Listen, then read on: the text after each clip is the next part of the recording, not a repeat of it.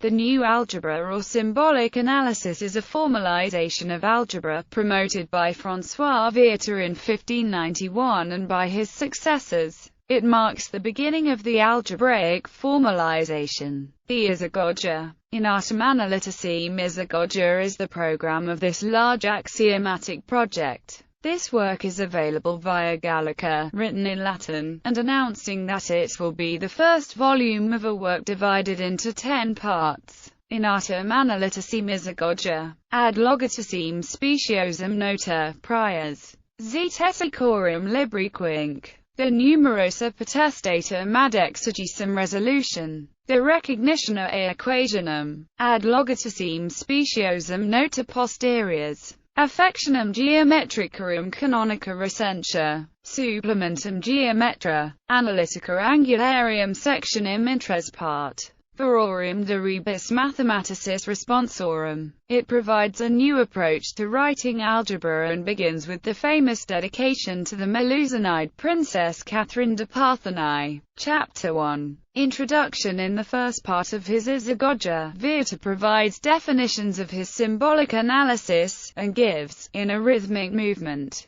the definitions of zetetic, peristic, and exegetic, for the purpose of writing the science of inventing mathematics. He gives, concurrently, an axiomatic for calculation on the quantities and a program, which provides heuristic rules. The zetetic is the art of translating a problem into an equation and the art of handling this equation to put it in a canonical form which gives rise to an interpretation in terms of proportions. The peristic is the examination of the truth. The exegetic is the determination of geometric solution or numerical solution, obtained from the general propositions of the peristic. In this introduction, Viète requires 3 steps to solve algebraic or geometrical problems: formalization, general resolution, special resolution. He adds that, contrary to the former analysts, his method will act on the resolution of symbols, which is the major input.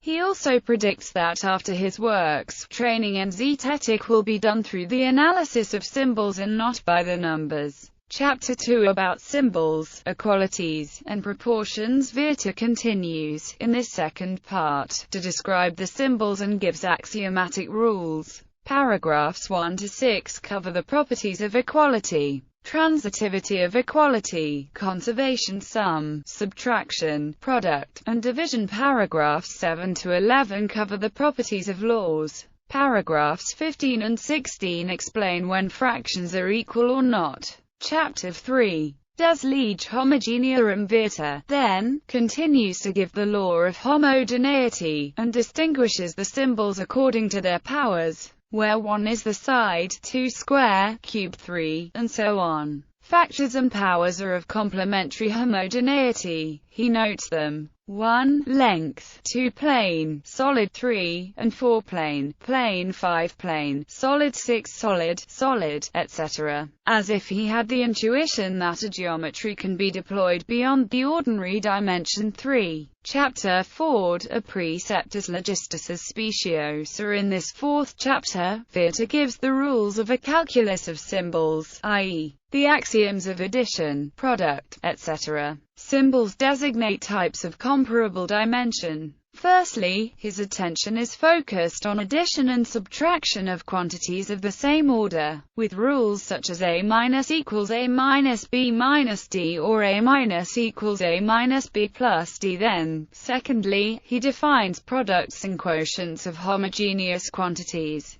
He then notes what we note now without attempting to mark the homogeneity factor. Chapter 5. Laws of the zetetic. In this chapter we have the foundations of the formulation of equations, and particularly in paragraph 5 of this chapter, the idea that some letters should be reserved for known quantities and other letters to unknown quantities. Viète designates the first quantities by consonants and the others by vowels. Then, after a few propositions, the book ends with 2 short chapters that describe how, in practice, it is necessary to conduct the analysis of a problem, its resolution and geometrical checking. Chapter 6. The theorems of peristic. Chapter 7. about Rhetoric in Chapter 7, on the function of the rhetoric art, Viète treats the third kind of analysis, which is applied to numbers if the search is for a magnitude expressible in a number, as well as to lengths, planes, or solids if the thing itself must be shown, starting from canonically ordered equations.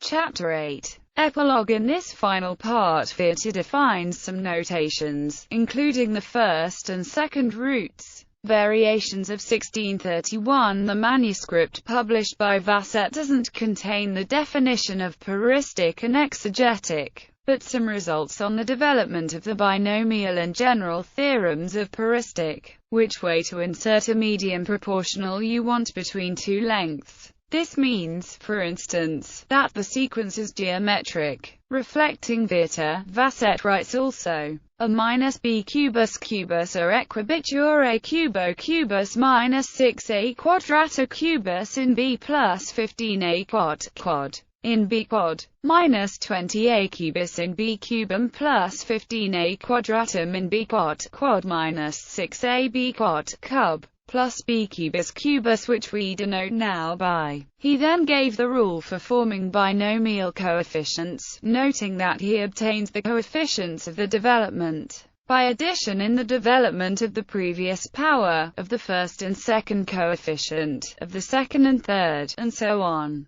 Zetetic, puristic and exegetic. The contributions of the new algebra. Historical critics. Viète made good algebra with excellent geometry. However, in his desire to spend his new label under the Diophantine's aegis, Viète was taken to preserve the language of the elders. Moreover, he has no symbol to rate the multiplication, roots or equality. For example, written today although effective, this new algebra maintained a requirement of homogeneity which is very heavy and condemns the constant reference to the meaning of geometrical parameters involved. A second algebraic revolution will be done in the next generation with William Orchard, Thomas Harriot, Pierre de Fermat, and finally René Descartes. Nevertheless, Viète gave us for the first time the ability to work efficiently on letters, and, for that, he must be honored as one of the fathers of algebra.